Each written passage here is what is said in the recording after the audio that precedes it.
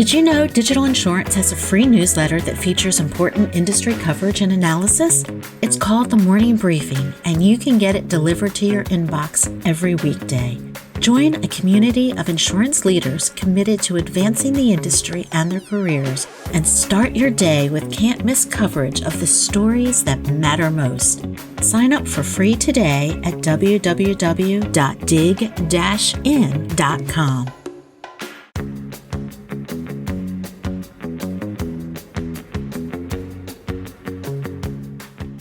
It's no secret that the workplace environment has changed considerably over the last couple of years, between the rapid evolution and adoption of technology to the creation of different remote work environments. The changes have required flexibility on the part of businesses and their employees. As workers balance numerous priorities and deadlines, as well as multiple stresses in the workplace, it's more important than ever for companies to be aware of how their employees are managing both physically and mentally. Joining me today to share what Travelers is doing proactively in this area is Joan Woodward, President of the Travelers Institute and Executive Vice President of Public Policy for Travelers. Joan is a longtime advocate of employees and particularly women in the workforce. Joan, your list of accomplishments is far longer than what I can include here, but our audience should know that you have been a groundbreaking leader in multiple industries over the last several decades. So thank you so much for joining us today. Well, Patti, thank you so much for having me. So the Travelers Institute recently announced a new initiative called Forces at Work to help leaders and companies navigate today's workplace. Can you give our listeners an overview of this initiative and explain why it's so important to both travelers and the insurance industry in general? Sure. The Travelers Institute, first of all, is the public policy and educational arm of Travelers Insurance. And we recently announced a new initiative called Forces at Work. And that initiative is really to help leaders and companies navigate today's workplace. Can you give our listeners an overview of this initiative? Yes, this initiative is so important for every single workplace. We spend so much of our lives at work versus at home and with our families. The Travelers Institute wants us to make sure that leaders within the insurance industry and beyond have the resources they need to build resiliency in the current work environment. And so today's workforce is evolving at unprecedented paces, from labor market fluctuations to economic uncertainty to shifting employee expectations, mental well-being. It's really hard to keep up with it all. So Forces at Work will help us explore the challenges and opportunities brought on by these changes and the resources they need to thrive. So this year, we're going to be hosting several in-person events and webinars across the country focused on these 5 key areas. 1, the labor market, analyzing demographic shifts, hiring trends, and other macro-level economic changes influencing the workplace. 2, leadership and management, highlighting stories and strategies of effective leadership in times of rapid change. 3, talent development, providing strategies to attract, retain, and develop talent across all generations. And as you know, generations approach work very differently today than they did 20 years ago. Yes. Number 4, employee well-being, promoting mental health, stress management, and other aspects of a holistic employee care. 5, risk management and insurance, offering those risk management strategies, insights to help protect employees and businesses. As an example of one of those products would be workers' compensation. So understanding all of these areas can help a company thrive. They can strengthen and drive opportunities to help managers know how to deal with every single workplace situation that could arise. So our goal is to help you succeed. Wow, I love the fact that you're especially focused on how to help leaders lead, because for some folks, I think it might be innate, but there's so much that we don't know or we're not aware that we don't know. So helping them figure out ways to be really smart and effective leaders is so great. And then addressing The talent shortage in the industry is important as well. Um, Often, I think we seem to focus more on our physical health than our mental health. As more research is conducted, we're learning that there is a significant correlation between our mental health and our physical well being. What does this mean for businesses and managers and their employers then in terms of in terms of ensuring that their work environments are safe places?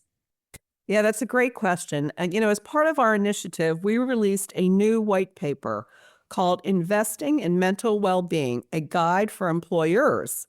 And so this paper was written in partnership with our own chief medical director, Dr. Marcos Iglesias. He regularly talks on this topic. Mental health is no longer a topic that we can avoid at work. It is a critical factor that impacts employees' well-being, productivity, and really overall business success. And, we're in a mental health crisis in the United States. 23% of adults say they experience symptoms, and those symptoms would meet the criteria of a diagnosable mental disorder. And when it comes to workplaces, 83% of U.S. workers report daily work-related stress.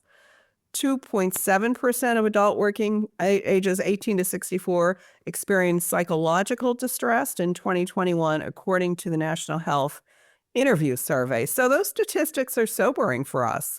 And we felt it was really important that business leaders are aware of this and are given the tools and resources they need to take care of their employees. So that's why we're doing this. We see a need for it out there, and there's some simple strategies that can be enacted right away for managers who are trained appropriately. That's really important. I want to underscore the word training managers to understand how to approach these mental well-being issues at work.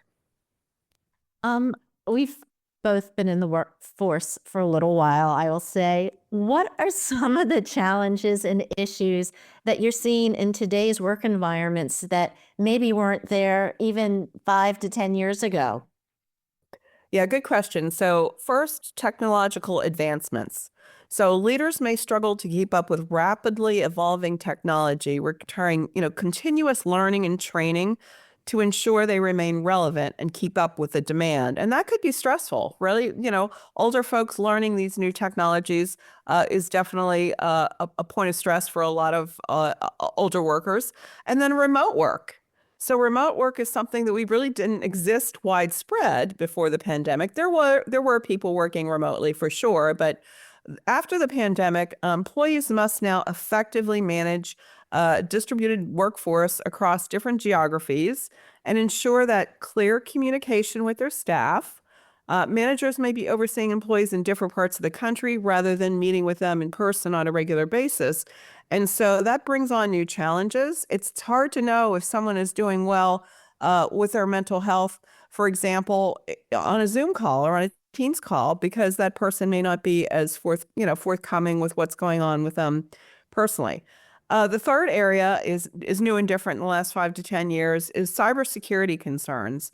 And bad actors continue to get more sophisticated, so it's crucial that businesses have the tools and resources needed to protect their employees and their data. Then work-life balance. As the pandemic clearly showed us, we have changed how we work. And now most companies are back in the office full-time or hybrid. Employees may be grappling with that work-life balance. So increased access to technology can also make it difficult for some to maintain a healthy balance between work and home. And then lastly, and probably most importantly, burnout and mental health. Increased pressure and expectations stemming from all the things I just talked about can contribute to higher rates of burnout and mental health issues. And that is really the focus of our Forces at Work initiative. You touched on this just a little bit earlier in your answer, but do you think that technology plays a role in creating some of the stresses that we feel and see today? I know in some respects it's easier to keep in touch, but by the same token, I feel like, if I'm not checking my email all the time or responding to text messages or whatever it is, it also seems to create some stress. So, from your perspective or from what you've seen from your research, is technology adding to our stresses in some ways? Oh, for sure. Technology is always changing, as you know, and it can cause employees to feel like they always must be quote unquote on. And what does that mean? Well, I don't know how many times a day does someone check to see if my little circle is green. Is Joan available? Or am I red? Red with a line through it. Am I presenting? So all these different technological tools to track me, right? And do employees like that or not? Also, am I expected to be, if I'm a remote worker, expected to be on my computer after hours, making sure that notification that I just got from my boss may have come in. I heard a ding, even though I may be eating dinner with my family. Oh, my computer dinged. I better go see if that's my boss and I need to get back to them immediately or not. So, and this is how we communicate one another in the workplace, technology. It's that constant stream, notifications, demand for responses, deadlines, the pressure to stay updated. It's real. Yes, it really is. And that's why, like, when you go on vacation, I was out of the country for a couple of weeks last year, and it was like, I can really disconnect on a couple of days. Like, I still felt like I needed to be somewhat available, but it's really important, I think, from a mental health perspective, for us to kind of step back and say, it's okay. I don't have to be on 24/7. So it's interesting. Um, a lot of times managers are on the front line when it comes to managing their teams. How can they foster an atmosphere of caring and support? And what red flags should they be looking for in their employees? Yeah, employers can look for changes in behavior or performance. That's number one. If you have a high performing person and all of a sudden they're not so high performing, what happened? What changed in their lives to cause that? That decreased productivity, for example, increased absenteeism, where someone who always showed up to work on time, ready to roll, all of a sudden taking days off or asking more and more and more to work from home, withdrawal from other colleagues, right? And so noticeable changes in mood or demeanor and difficulty concentrating or making those decisions. So if an employer or your manager notices that a colleague is not themselves, reach out to them. What's going on? Hey, you all right? Are you okay? Those three words, are you okay, can be life and death difference between someone not being okay. Just hearing the words, I want to know as your human colleague, the humanity of, are you okay? So in our white paper, we provide these 5 steps that managers can take to support employees' mental well-being. So the 5 are this: open communication, number 1. Foster that open communication about mental health. Normalize those conversations about stress, burnout, and seeking out help. Let your colleagues know that it's okay not to be okay. That's okay. So shatter the stigma is what we say at Travelers internally for our employees. There should not be a stigma around mental health. Number 2, active listening. Practice active listening skills to create a safe space for employees to express their concerns. Number 3, recognize signs of distress. So train your managers to recognize common signs of mental health struggles, such as changes in mood, productivity, or behavior, as I just said. Number 4, regular check-ins. Schedule that regular one-on-one meeting to discuss workload, goals, and don't forget to ask in those one-on-one meetings, how are you doing? How's the family? Everything okay? And then last, lead by example. So demonstrate your healthy work habits by taking breaks, taking your vacation, as you just said. A lot of people nowadays don't take as much as vacation as they're given, and they should, because you need that downtime. And people should respect when you're on vacation. You can outline your boundaries for vacation. Say, hey, I'm going to be out of pocket the whole day, but at 4 o'clock, I'm going to check some emails. So if there's anything that's happening that you need my attention, no, I'll be online for an hour or so at the end of the day. That's okay to do. Or it's okay also to say, I'm completely out of pocket. I'm in Europe or whatever you just said, I'm down, I'm out. I am not going to check anything. Text me. Send me a text on my personal phone if something is crucial to look at.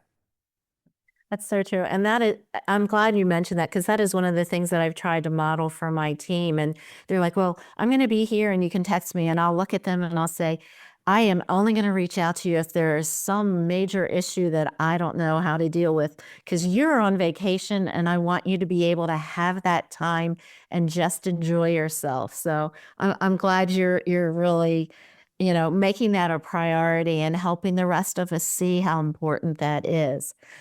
We're going to take a short break now, and we'll be back in just a few minutes.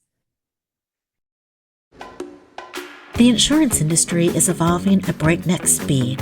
Are you staying on top of the latest trends, technology, and strategies? Digital Insurance is your essential resource covering everything from insurtech innovations and digital transformation to customer experience and regulatory developments. With expert analysis, best-in-class journalism, and exclusive research, Digital Insurance keeps your finger on the industry's pulse. Make sure you're not missing out on insights that empower, inspire, and advance insurance industry leaders. Join today at dig-in.com/subscribe. Welcome back to the DIGIN Podcast. We're chatting with Joan Woodward, President of the Travelers Institute and Executive Vice President of Public Policy for Travelers, about the company's new Forces at Work initiative. So let's talk a little bit about what are the benefits to companies and their employees for focusing on mental well-being now? Yeah, this is a big one. So managers want to know, why should I worry about this? Why should I care? Why should I implement some of these steps that we're talking about today? But when managers prioritize employee well-being, they could see improved employee morale, increased productivity, reduced absenteeism, and lower turnover rates. Why do I say that? Well, a supportive work environment can also enhance employee engagement and loyalty. You want a highly engaged workforce. That is what you're going for. Any business, any company, government entities, schools, educational systems, you want your employees to be highly engaged and loyal. And that all ultimately contributes to the overall success of an organization. Yes, it definitely will. Good mental health is everyone's responsibility. Are there actions employees can take to better manage their stress at work, or maybe factors they should be monitoring that might indicate that, hey, I need a little help in this area or something like that? Yeah, sure. This is really important. You asked about, some of the red flags Hmm. earlier. While it's hard to be self-aware sometimes, I encourage folks to pay attention to how they feel at work and ask for help if needed. It's okay to ask for help, especially for a newer employee, a younger employee. You don't need to know everything on day one. And if you're noticing you are declining in productivity, skipping meetings, not engaging with colleagues at work, feeling down at work, talk to someone. Talk to someone who you feel comfortable with, whether it's a colleague or a manager or someone even from HR. People want to be very supportive of their employees. And then if you're on the receiving end of that conversation, speak to your manager and so on to give that person additional support. Again, you hear this common theme about communication, right? And communicating, how are you feeling? Why are you feeling that? How can I help? And again, I think this is new in our workplace. It certainly wasn't there 20 years ago when I was growing up in corporate America. No one asked me how I was doing. No one really cared, I don't think. It was just, suck it up, buttercup, and get your work done. And it's not about that today. Thank goodness. Yeah. I work remotely for my company, but I was just up at our main headquarters earlier this week, and it was really nice to have that FaceTime with everybody. And I was doing exactly what you were saying. I was like checking in just to see how people are, because you're right. It's very different when you're doing something virtually versus when you're sitting right across from them or you're talking to them while everybody's getting coffee or whatever it is. And one of the things that I love about the field of insurance is that it is so relationship focused. And so I feel like part of that kind of spills over into the job aspect too, because I'm already concerned about what's going on and how people are, and understand the importance of just building and maintaining those relationships. When you look at today's workplaces compared to when you first started in the industry, what are some of the major changes that you've seen that have improved it? Yeah, we've come a long way, baby. That's what I have to say. I mean, honestly, the supportive network. First of all, the we call them employee engagement groups or diversity networks.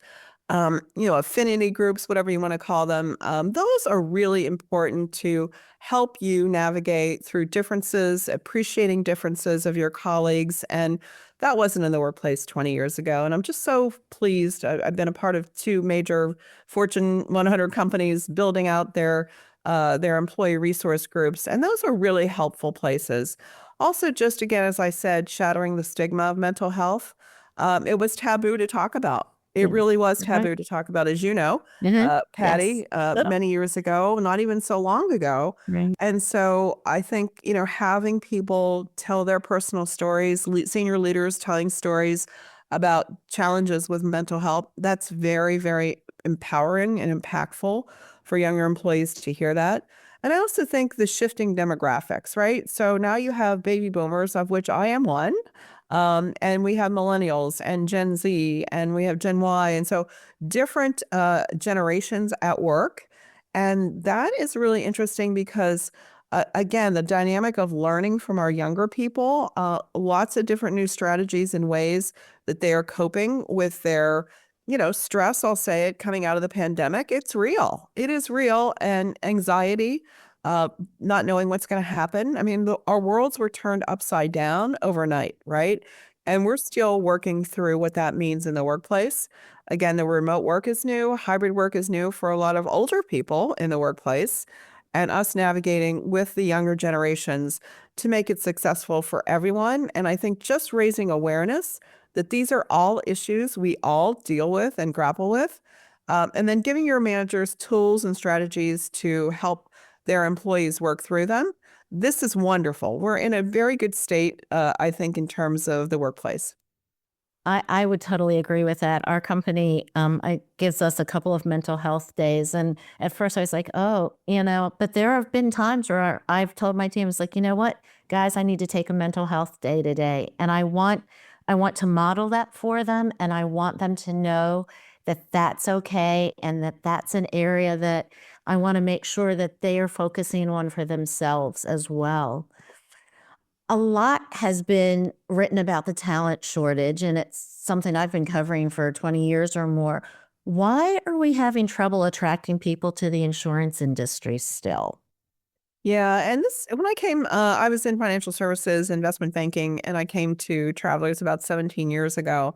And it's real. The lack of awareness and misconceptions about the insurance industry are out there. Many people, especially younger generations, they might not even fully understand the breadth of career opportunities available within the insurance industry. And that is kind of number one. When you're in college, not a lot of people say, I want to go work in the insurance industry, and we need to change that.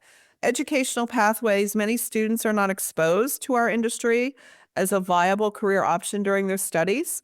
We have excellent talent acquisition team at Travelers that partner with universities across the country to help educate students on the many career paths within the insurance industry. And I think more and more companies are realizing we have to be the advocates for our own industry and talk about it in a way that's attractive to younger people. And again, if you think about it, and I speak to a lot of students, I believe in going out to universities and helping recruit for the company. And it's like a light bulb goes off, like, oh, I never thought of working in insurance. Oh, you can have that kind of a career. Oh, you could do what you do, Joan. Oh, this is economics. This is accounting. This is actuary. This is technology. I'm telling you, our technology abilities have greatly enhanced because bringing younger people in the industry with these skill sets that we desperately need has been a game changer. And so just raising awareness about this could be a lifelong career for you, that's on us. That's on the insurance professionals to reach out and into these schools and universities, community colleges, to really sing the praises of what a terrific career this could be. I remember I was talking to somebody and they said, what do you do? I was like, oh, I cover the insurance industry. And then I went off and they were like, oh, you must be new to it. I was like, no, I've been doing this for 15 years. And they looked at me because I was just so passionate and excited about that. And I think that's one of the important things that we need to share with folks as we're talking to them about the industry. Are there specific things that carriers and agents and brokers and other professionals can do to maybe attract the next generation to this industry? You mentioned going into schools, but are there other things that they can do? Yeah, for sure. When you think about career fairs, right, and on college campuses. I think our industry is lack in being front and center. You see the accounting firms, you see the technology, the Google, the more sexy industries out there recruiting heavily. And again, it doesn't always have to be Harvard, Yale, and Columbia. There's a lot of really, really good state schools and public institutions, community colleges that again, raising awareness of our industry in those settings is crucial. Going into an economics class, like I would urge everyone listening to this call today, everyone on this call who went to college should go back to their alma mater if it's local and say to the accounting or the economics department, hey, I want to guest lecture. I want to, talk about what I do in the insurance industry. Hey, I want to offer internships in my agency or in my office in the insurance industry. I want to offer a internship, paid internship. We have to compete with the other industries out there to show a young person what it is to work in insurance. And once you're in it to stay. I mean, once you realize this, we insure anything you can touch and feel as you look around, any city, any town is insured. Anything of value is insured. So we touch every single industry, every single part of the GDP has to be underwritten and insured. And so there's a lot of money in this industry for good reason. We need to attract that talent to propel the industry to the next century, next level for us. So true. I remember saying to a young reporter, I said, oh, you're covering the insurance industry. I said, you're going to be bitten by it and you will never want to cover anything else. And she looked at me and 5 or 6 years later, she was at a conference and she saw someone that we both know. And she's like, tell Patti, I am still working in the industry. And you're right. It's like you get into it and you realize just how complex it is and how interesting. And that leads me to my last question, which is, why do you find insurance interesting and dynamic? And what do you truly love about this industry?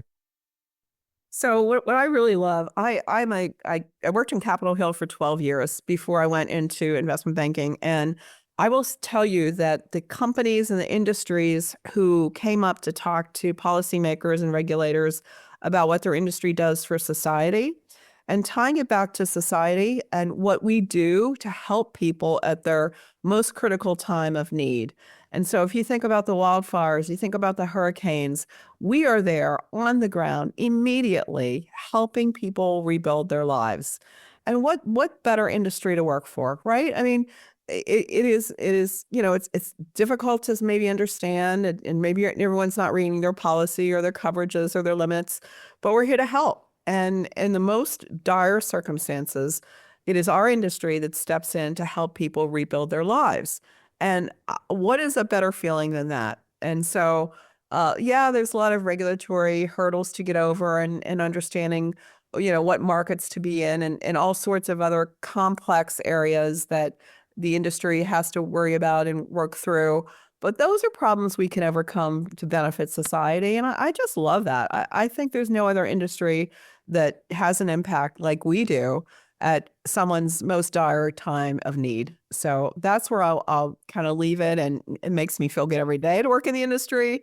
And there's a lot of, I'll say, charitable work that's done through our industry as we see need in the communities that we serve and we work in. And I'm also very proud of that as well. Wow, that is so true. I was talking to someone this morning and I said, the people who work in the insurance industry, it goes beyond whatever salary or whatever money they make. They're in it because they really do want to make a difference in people's lives. So thank you so much, Joan, for sharing your insights with our audience. Thank you for listening to the DIGIN Podcast. I produced this episode with audio production by Adnan Khan. Special thanks this week to Joan Woodward of the Travelers Institute for joining us. Please rate us, review us, and subscribe to our content at www.dig-in.com/subscribe. From Digital Insurance, I'm Patti Harman, and thank you for